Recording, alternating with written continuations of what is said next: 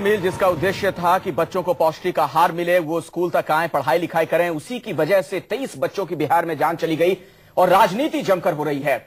RJD से हमारे साथ बने हुए रामदेव भंडारी साहब यहां पर।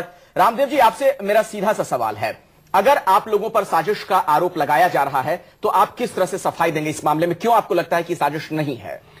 देखिए, शुरू से ही हमारे नेता ने, लालू जी ने शुरू में ही कहा है कि इसकी जांच होनी चाहिए और इमीडिएटली जो दोषी है उसके खिलाफ में एक्शन होना चाहिए। नहीं, लिंक बताया जा रहा है, वहां के जो प्रिंसिपल हैं, उनके पति हैं, उनके ताल्लुकात आरजेडी के नेताओं से बताए जा रहे हैं। देखिए, शाही जी का बयान हमने भी देखा है, टीवी में देखा है। शाही जी महाराजगंज के लोगों से बहुत नाराज हैं और खास करके जिस समाज के लोगों पर ये आरोप लगा रहे हैं उस समाज का वोट उनको नहीं मिला है और इसकी वजह से बहुत नाराजगी है। अगर कोई साजिश है तो मैं तो शाही जी पर साजिश का आरोप लगाता हूं कि वो बदला लेने के लिए, महाराजगंज के लोगों से बदला लेने के लिए उन्होंने ही साजिश की है और उन्हीं पर में साजिश का आरोप आना चाहिए। मधुबनी में क्या हो रहा है, 50 बच्चे बीमार पड़े हैं, वहां किसकी साजिश है ये बताइए। गया में क्या हो रहा है, वहां एक मर गया है विटामिन खा करके, बड़ा सवाल है। किसकी साजिश है? जेडीयू के नेता से इस पर मैं टिप्पणी लूंगा कि तमाम और जगहों पर जो घटनाएं देखने को मिल रही हैं, क्या ये भी राजनीतिक साजिश है? और एक मंत्री को आखिर इतनी जल्दबाजी क्यों थी इस तरह के बयान देने की? एक मंत्री जिसका बयान सरकार का बयान माना जाता है। एक छोटे से ब्रेक लिए हम रुक रहे हैं, ब्रेक के बाद चर्चा ये भी करेंगे कि अब तक इस मामले में कोई गिरफ्तारी क्यों नहीं हुई है, कौन है गुनहगार? मील खाने से छपरा में 23 बच्चों की मौत का जिम्मेदार कौन है? क्या 23 बच्चों को भ्रष्टाचार ने मारा? क्या सरकार और सिस्टम के निकम्मेपन की भेंट चढ़ गई मासूम जिंदगियां? क्या मासूमों की मौत को पलक झपकते राजनीतिक साजिश बताना सरकार की नाकामी छिपाने का प्रयास नहीं है? आरोपी प्रिंसिपल को कौन पकड़ेगा? क्या प्रिंसिपल की गिरफ्तारी के लिए पुलिस उसके खुद सरेंडर करने का इंतजार कर रही है? और सबसे बड़ा सवाल यह है कि क्या यह वक्त पीड़ित परिवारों के जख्मों पर मरहम लगाने की जगह सियासत करने का है?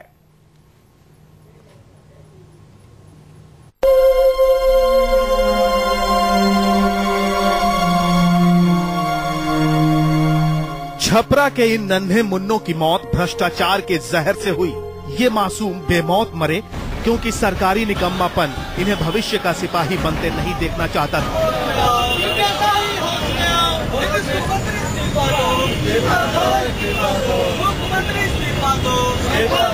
राजनेताओं के रसूख के पैरों तले इन बच्चों के माँ बाप के अरमान रौंद दिए गए। लेकिन बेशर्म सियासी जमात पहले तो लूट मचाता है और फिर पकड़े जाने पर साजिश का बहाना बनाकर जनता की आंखों में धूल झोंकता है। और जो एग्जामिनेशंस आए हैं उसके आधार पर ये लगभग कन्फर्म है कि खाने के अंदर जहर मिलाया गया था। और अकॉर्डिंग टू द रेगुलेट जो हेड मिस्ट्रेस है उसके लिए मैंडेटरी है to test the food before supplying to giving to the children. She refused to do so. उसने खाना टेस्ट करने से मना कर दिया और उसने कुक की जो वार्निंग थी उसको भी इग्नोर किया। It seems to be a political conspiracy to discredit Nitish Kumar government by the local outfits. मध्यकालीन इतिहास के पन्नों से राजमहल में जहर देने के षड्यंत्र की कहानी सुना रहे हैं सरकारी पार्टी के नेता। मोबाइल पर अपनी सरकार के नकारापन का दर्द बयां करते हुए फरमा रहे हैं कि कैसे स्कूल की प्रिंसिपल सांसद प्रभुनाथ सिंह के घर में छिपी। Ground reality about mid day meal murder is very sensitive issue and local people think that some secret mission from PN Singh and accused lady is hidden who is hidden in PN Singh's house. क्या नीतीश की party के पूर्व नेता और लालू की party के मौजूदा सांसद प्रभुनाथ सिंह का घर कोई अभेद्य किला है जहां परिंदा भी पर नहीं मार सकता?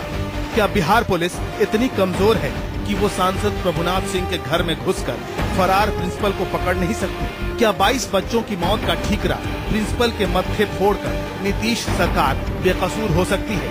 नाकामी की हर उंगली नीतीश सरकार की तरफ उठ रही है। नीतीश की पार्टी के नेताओं और मंत्रियों के किस्से कहानियां बेमतलब हैं। ये बात नीतीश के शिक्षा मंत्री PK शाही खूब समझते होंगे क्योंकि मंत्री बनने से पहले वो बड़े वकील थे। उन्हें बखूबी मालूम होगा कि छपरा की घटना पर उनके सस्पेंस थ्रिलर का कानून की चौखट पर क्या हश्र होगा।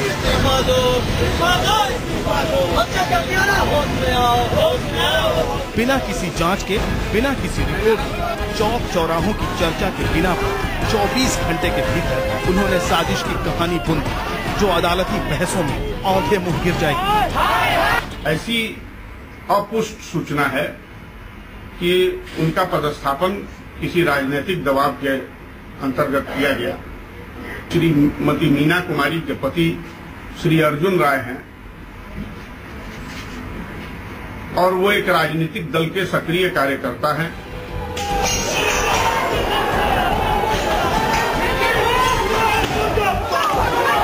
ये आग सियासत के बिगड़ैल संस्कार की तस्वीर पेश करती है। फर्ज तो ये था कि पहले मासूमों की परिवारों के जख्मों पर मरहम लगाया जाए, लेकिन अपनी सियासी जमीन में सनाबूद कर चुके बिहार के पूर्व राजा के कारिंदों को बच्चों की मौत पर भी सत्ता का गोल खिलता नजर आता है। मिड डे नरसंहार को सीढ़ी बनाकर लालू भी सत्ता की रेत का महल बना रहे हैं। आज उनका मंत्री घटिया ध्यान दिया है पीके शाही। मैं देख रहा था कि कंस्पिरेसी है।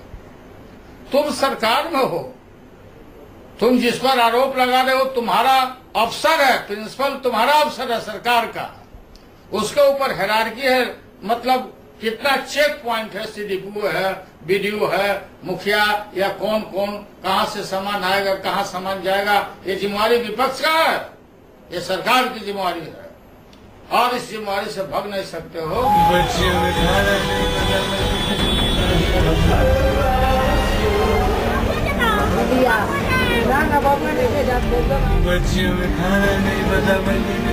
बेशक बिहार की राजनीतिक मंडी में इन आंसुओं का कोई मोल नहीं है, लेकिन इन आंसुओं के जरिए सहानुभूति का सेंसेक्स चढ़ाने में बीजेपी का भी कोई सानी नहीं है। सियासी सौदागर बनकर बीजेपी भी छपरा की त्रासदी को साजिश तो बांधती है, लेकिन नीतीश सरकार की नाकामी के चादर में लपेट है।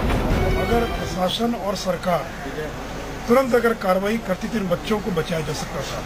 बाकी तो जांच का मामला है, कौन मिलाने वाला था, आदमी था, गलती हुआ, क्या हुआ, अब इसकी तो जांच के बाद ही जानकारी मिलेगी।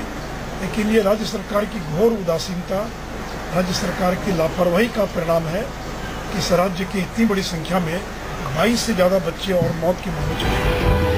छपरा में जिन बच्चों की मौत हुई वो गरीब थे।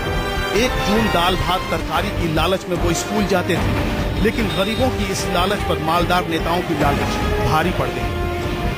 छपरा से सौरभ कुमार के साथ ब्यूरो रिपोर्ट, न्यूज़ 18।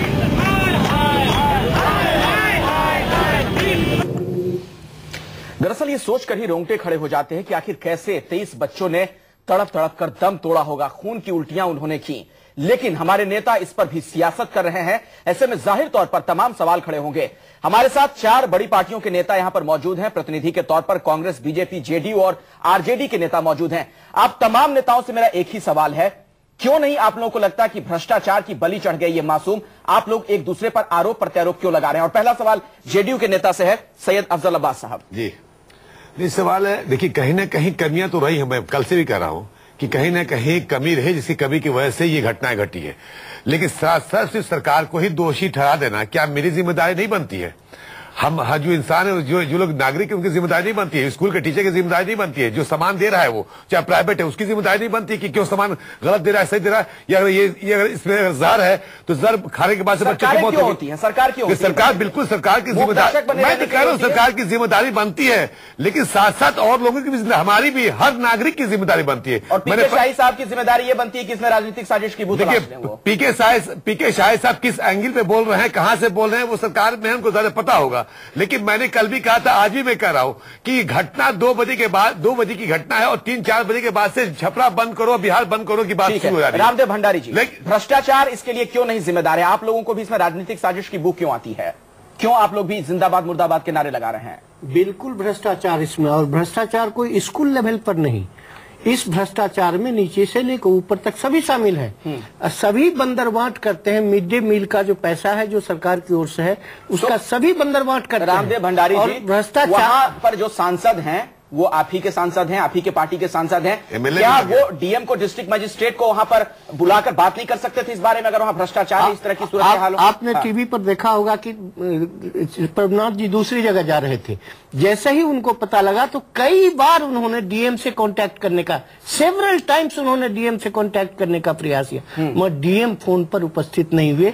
ये प्रशासन की, जिसको सुशासन और प्रशासन करते हैं, एक पार्लियामेंट का मेंबर, उस क्षेत्र का मेंबर बात करना चाहता है डीएम से, इतनी बड़ी बात हो गई, 23 बच्चे मारे गए हैं और डीएम उनसे बात नहीं करता है और वो पहुंचते हैं और डीएम की जवाबदेही नहीं है कि इतनी बड़ी घटना, इतनी बड़ी बात हुई, उसमें वो जाए स्पॉट पर में, वो देखें कि इलाज ठीक से हो रहा है कि नहीं हो रहा है। ये उनकी जवाबदेही नहीं बनती है। सरकार अपनी जवाबदेही से भाग नहीं सकती है। समित पात्रा साहब, और आप लोग भी अपनी जवाबदेही स्वीकार करनी चाहिए, सरकार को अपनी जवाबदेही स्वीकार करनी चाहिए।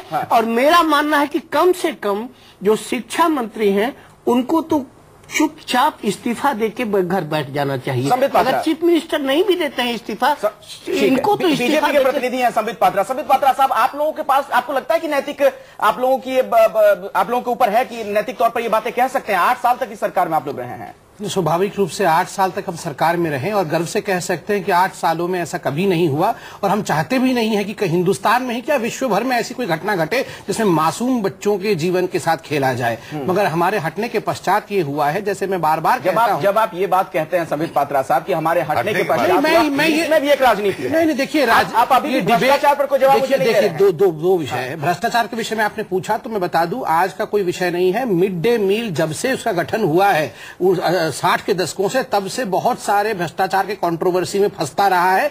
आपको याद होगा कि किस प्रकार से 2006 में जत्थे के जत्थे ट्रक पकड़े गए थे जिसपे कि मिड डे मील का सारा जो सामग्री है वो काले बाजार में बिकने के लिए जा रहा था। और आपको ये भी बता दूं मैं कि जो मुख्य कैसे इसमें जो भ्रष्टाचार होता है वो एनरोलमेंट ज्यादा दिखाया जाता है कि 50 बच्चे पढ़ रहे हैं जबकि 20 पढ़ रहे होते हैं, उनके नाम पे राशन उठाया जाता है और ये राशन होर्डिंग किया जाता है। इस प्रकार के भ्रष्टाचार का विषय हर जगह पूरे भारतवर्ष में मिड डे में है और मुझे लगता है कि केंद्र सरकार को सख्ती से, आप ही लोग हैं ना, आप लोग क्यों नहीं भ्रष्टाचार रोक पा रहे हैं? केंद्र सरकार को, जिस केंद्र सरकार में भ्रष्टाचार की माता बैठी हो, कांग्रेस जिस प्रकार से करोड़ों रुपए की भ्रष्टाचार की जननी तो कांग्रेस है, तो आपको कांग्रेस से पूछना पड़ेगा। कांग्रेस के नेता है हमारे साथ, शकीलुज्जमान अंसारी साहब, बोलिए, जवाब दीजिए।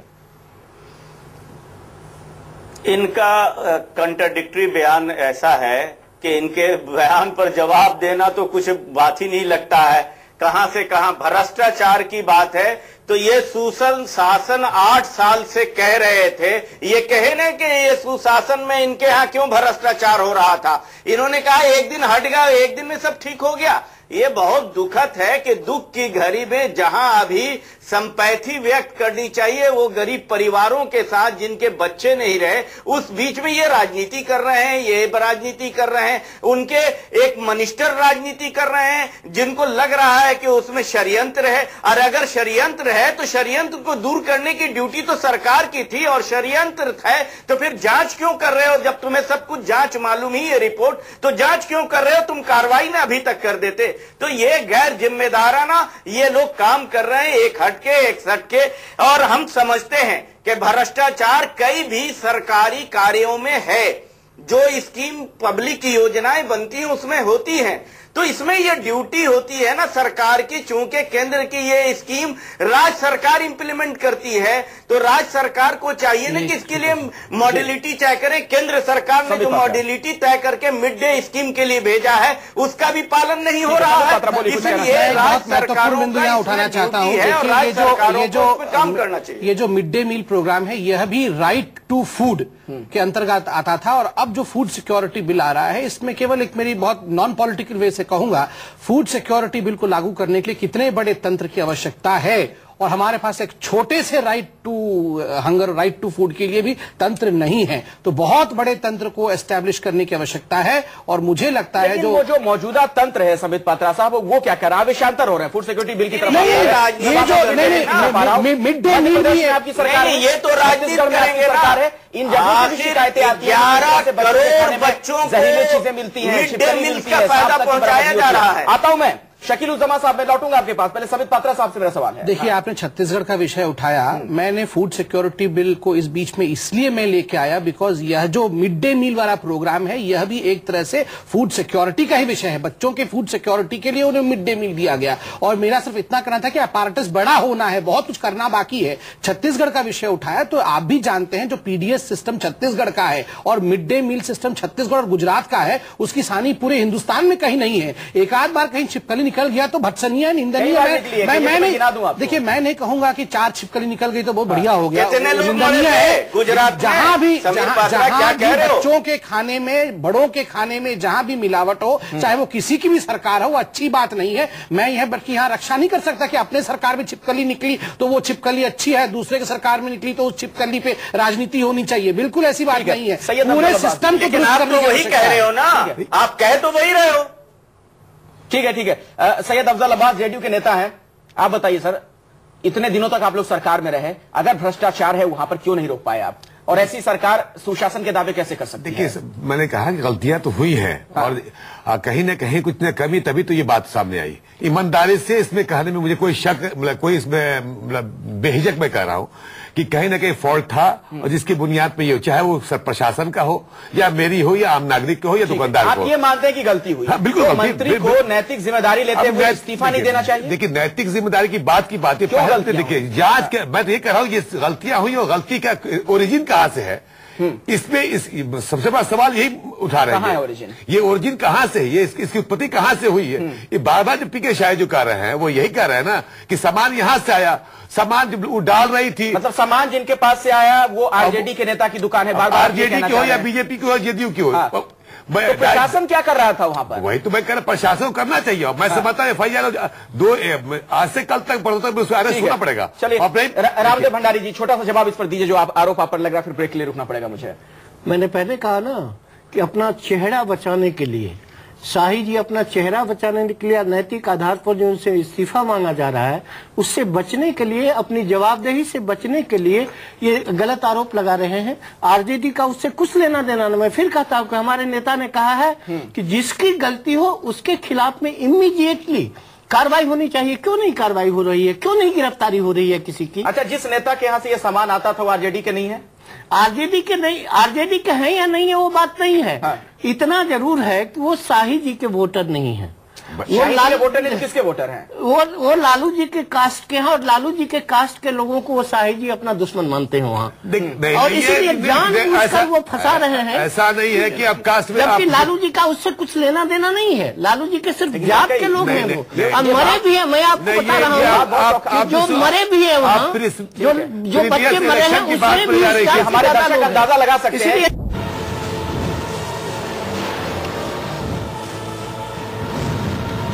बिहार में 23 मासूमों की मौत हो गई मिड डे मील खाने से, और उसके बाद जमकर हो रही राजनीति। कई स्तर पर लापरवाही देखने को मिली है।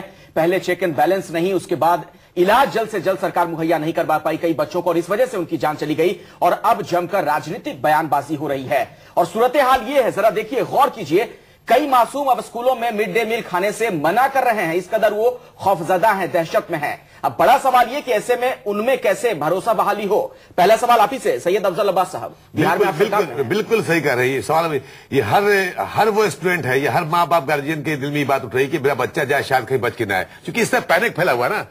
तो इसके लिए सबसे बड़ी बात जो आज मैंने देखा है अखबारों में, टीवी पे भी आया हुआ है कि 67,000 शायद वो कुक का अपॉइंटमेंट किया जाएगा। कल भी मैंने कहा था कि जैसे दिल्ली में जो है वो हर स्कूल में किचन की व्यवस्था की गई है, बिहार में शायद स्कूलों में नहीं है, उसका भी इंतजाम किया जाए। तो इस तरह के जो जहां कमियां हैं, जिससे क्यों नहीं है ये जवाब नहीं देंगे आप? नहीं है तो वही तो इसका इंतजाम हो रहा। हाँ। अब 67,000 जो आपके कुक का अपॉइंटमेंट किया जा रहा है, एक अच्छा संकेत है। संबित पात्रा जी, और कई बच्चे टिफिन बॉक्स लेकर जा रहे हैं स्कूल में। मकसद ये था कि वहां पर गरीब बच्चे आए, उन्हें भोजन मिले, इसे बहाने कम से कम स्कूल तक आए, पौष्टिक आहार मिले, वो पढ़ाई करें। अब टिफिन बॉक्स लेकर कब तक जा पाएंगे बच्चे स्कूल में? देखिए, सबसे दुखद विषय है जो बेसिक जो अच्छाइयां थी, मिड डे मील जो फ्लैगशिप प्रोग्राम बना था, जो 5 पॉइंट्स थी, वही डिफीट हो गई है, वही हारते हुए नजर आ रही है। गरीब का बच्चा स्कूल तक आए, भोजन मिले, उसके माइक्रो न्यूट्रिएंट्स मिले, सभी कास्ट के लोग एक साथ बैठ के पढ़े और रोजगार मिले जो कुक को। तो ये 5 पॉइंट जो है एक तरह से हारती हुई नजर आ रही है। और मुझे लगता है अगर ये जो पहली बार हिंदुस्तान के इतिहास में हुआ है कि लगभग 20-25 बच्चों का देहांत हुआ है, स्ट्रिंजेंट एक्शन, कानून अपना काम करे, सजा दे और मंत्रियों के भी हेड रोल हो, तो ये एक बहुत बड़ा मैसेज भेजेगा कि नहीं, सरकार एक फ्लैगशिप प्रोग्राम को शांति से बैठकर नहीं ले सकती। ठीक है, रामदेव भंडारी जी, आप आरजेडी के नेता हैं, आपके मुताबिक सरकार वहां पर तत्काल अब कौन सा कदम उठाए? राजनीति से अलग हटकर बात कीजिएगा। नहीं, देखिए, सबसे पहले तो सरकार को विश्वास पैदा करना पड़ेगा उन बच्चों के गार्जियंस में भी, उन बच्चों के, क्योंकि बच्चों ने अभी आज ही हमने देखा है टीवी में कि कई जगह बच्चों ने कह दिया है कि हम नहीं, मिड डे का खाना नहीं खाएंगे। इसीलिए सरकार को विश्वास पैदा करना पड़ेगा गार्जियंस में भी, और सभी पॉलिटिकल पार्टी के लोगों को साथ लेकर के इस पर में चर्चा करनी होगी, विश्वास प्राप्त करना होगा। नहीं तो जिस तरह से बाइकआउट करना शुरू किया है बच्चों ने और बच्चों के गार्जियंस ने, तो फिर बहुत मुश्किल होगा इस प्रोग्राम। शकील अंसारी साहब, कांग्रेस के नेता आप हैं, आखिरी कमेंट आपसे लेना चाहूंगा। देखिए, हम 2 बातें कहना चाहेंगे। एक तो विश्वास जीतने का एक अहम काम यह है कि कोई भी योजना है, योजना के साथ डायरेक्शन जारी किए जाते हैं, उन डायरेक्शन में सारी चीजें होती हैं, अगर उनका पालन कर लिया जाए तो वो गड़बड़ी नहीं हो सकती है। इसलिए मिड डे के लिए जो सबसे महत्वपूर्ण विषय है कि शिक्षक हैं वहां, वो शिक्षक उसकी देखरेख करे और खुद टेस्ट करें, फिर बच्चों को खिलाएं, तो कभी भी ये गड़बड़ी नहीं होगी। तो हम समझते हैं कि सबसे महत्वपूर्ण विषय इसको ये है। चलिए, और दूसरी बात मैं ये कहना चाहूंगा कि इसको जीतने के लिए, दिल जीतने के लिए नीतीश कुमार को अपनी बीमारी का बहाना छोड़ के उन गरीब परिवारों से जाके मिलना चाहिए और विश्वास जुगाना चाहिए कि जो गड़बड़ी हुई है, सरकार अब फिर से मुस्तैदी के साथ कार्रवाई करेगी, उसमें उन्हें डरना नहीं चाहिए, घबराना नहीं चाहिए। और सूरत हाल में और एक भरोसा बहाली के लिए खुद आ गया। 2 बात शकील जी, वक्त नहीं है, माफी के साथ बीच में रोक रहा हूं। तमाम मेहमानों का शुक्रिया इस चर्चा में शिरकत करने के लिए। बड़ा सवाल यही है कि इस मामले के जो गुनहगार हैं उन्हें कब सजा मिलेगी, क्योंकि अब तक 48 घंटे के आसपास वक्त गुजर चुका है, अब तक एक गिरफ्तारी भी नहीं हो पाई है, जो कि बेहद शर्मनाक है।